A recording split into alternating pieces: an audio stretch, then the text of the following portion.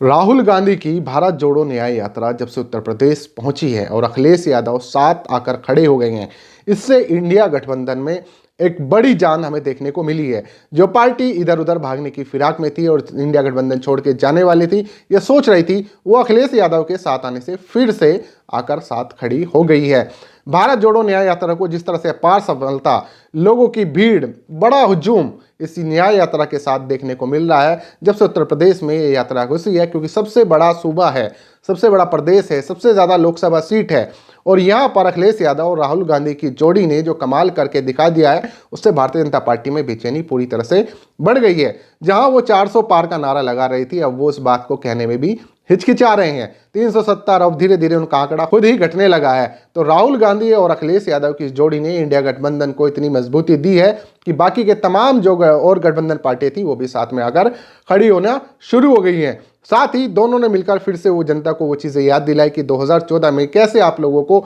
गुमराह करके सत्ता हासिल की गई थी, कैसे किसानों से झूठे वादे किए गए, नौजवानों से झूठे वादे किए गए, महिलाओं से झूठे वादे किए गए, ना एमएसपी पे कानून बना, ना युवाओं को रोजगार मिला, बार बार पेपर लीक हो रहे हैं, युवा परेशान है, उनका पैसा भी जा रहा है तमाम, चाहे वो फॉर्म के जरिए जा रहा हो, चाहे वो ट्रांसपोर्ट के जरिए जा रहा हो, उसके बाद पेपर लीक हो जाता है और वो फिर से हताश बैठ जाते हैं। युवाओं में बहुत जो निराशा है उसको राहुल गांधी ने कहा कि हम वो दूर करेंगे, एमएसपी पर नया कानून बनाएंगे और एमएसपी की गारंटी देंगे। साथ ही जातिगत जनगणना भी वो कराएंगे जैसे कि बिहार में हुई थी। अब इन दोनों की जोड़ी साथ आने से लोकसभा सीटों का जो रुझान है उत्तर प्रदेश में खासकर वो पूरी तरह से बदल गया। साथ ही जो सटे हुए प्रदेश है जहां पर समाजवादी पार्टी का असर है, चाहे वो एमपी हो या इसके अलावा और आसपास के राज्य हैं, वहां पर भी इस चीज़ का बहुत असर पड़ने वाला है। तो दोनों की जोड़ी ने जो है वो इंडिया गठबंधन में पूरी तरह से जान फूकी है। मैं इसलिए ऐसा कह रहा हूं क्योंकि जब से ये दोनों साथ खड़े हुए हैं, पूरी तरह से